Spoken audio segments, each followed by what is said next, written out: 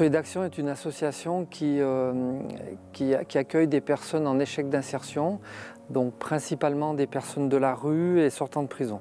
Lorsqu'on a créé l'ACI Hors-les-Murs, l'idée était de rapprocher les personnes de l'entreprise.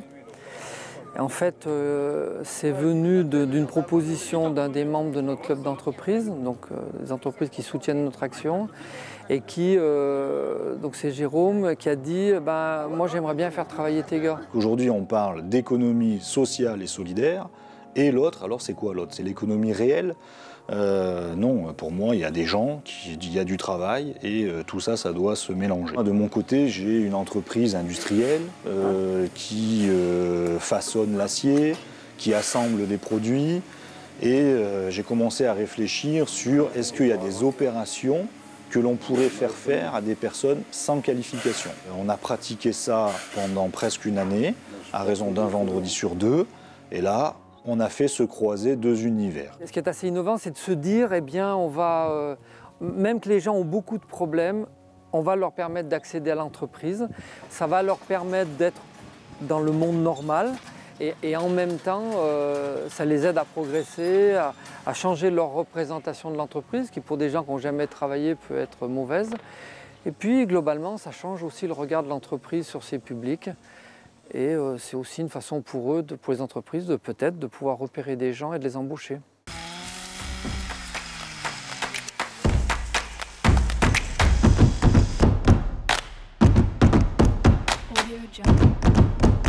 Ce nouveau concept, donc on l'a appelé l'ACI Hors-les-Murs, donc Atelier Chantier d'Insertion Hors-les-Murs. Et donc c'était une équipe de travail qui part avec son encadrant dans une entreprise. Ça peut être une fois par semaine ou une fois par mois, ça peut être de manière ponctuelle. Les règles, les bases du travail en entreprise, ça va nous aider à les avoir pour plus tard. Donc ça aide.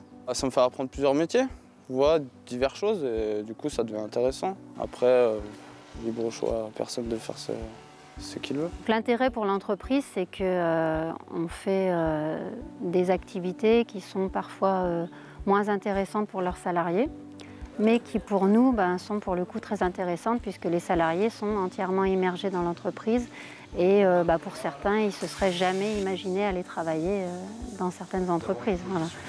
Donc pour eux, c'est vraiment de la découverte et puis ils se sentent vraiment rassurés avec l'encadrant. Je sais pas, les gens ils sont plus cool, on est tous à peu près pareils. On a tous des galères, donc on se comprend tous. Et j'ai pas trop envie de parler de mon passé à d'autres gens. Puis des fois, pour expliquer des rendez-vous ou quoi que ce soit, c'est plus facile. Moi, depuis que je suis là, tout va bien. Le boulot, c'est grâce à... Étant ici, ça me permet de sortir un peu de chez moi du quotidien, quoi. Après, bon, plus tard, on verra. Mais tant que je suis ici, ça va. Ça, on peut pas dire.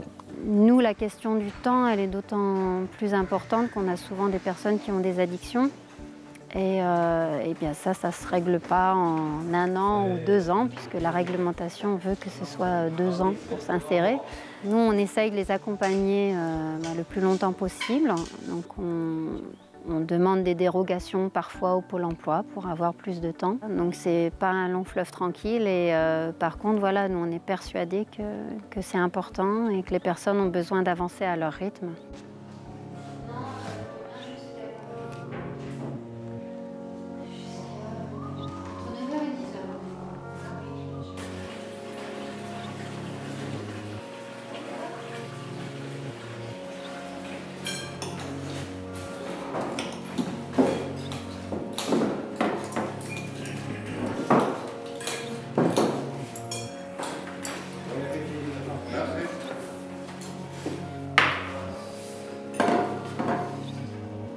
Lorsqu'on a démarré, on l'a fait comme ça, on a cherché comment on pouvait faire, et ensuite, une fois qu'on l'a eu fait, on a interpellé la direction du travail, et là, du coup, ça a un peu coincé, il a fallu formaliser tout ça. Et nous avons mobilisé naturellement notre député François Brotte pour qu'il puisse effectivement nous organiser une réunion au ministère du Travail. On a tous expliqué que le parcours d'insertion n'avait pas forcément la même durée pour tout le monde.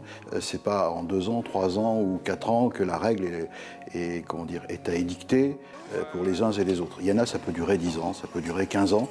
Et ce qui est important, c'est que le fil de l'espérance d'avoir une dignité sociale, de l'espérance d'avoir un travail effectif dans un vrai emploi ne soit jamais coupé. Donc on a réglé le problème, on a prolongé le dispositif parce qu'effectivement, de bonne foi, pour les personnes en question, c'était absolument indispensable. Ce qui sera intéressant de montrer, c'est objectivement comment on peut mesurer la progression des salariés en insertion, c'est-à-dire qu'est-ce qu'ils ont appris, qu'est-ce que ça leur a permis de savoir faire, ce passage en entreprise, et comment eux, ils peuvent valoriser aussi cette expérience pour la suite de leur parcours. Et c'est une expérience humaine. La personne aura envie de progresser et de continuer, et ça va fonctionner. Et on a vu des profils passer qui ont toute l'aptitude et les compétences pour réussir. Moi, je pense, à notre échelle, entreprise d'une vingtaine de personnes, qu'on aura au moins laissé l'expérience et donné la chance à quelqu'un de reprendre confiance en lui, de découvrir des métiers et de quelque part d'élargir ses champs de recherche d'emploi pour demain. Pour un chef d'entreprise, c'est important, il doit œuvrer sur tous les fronts.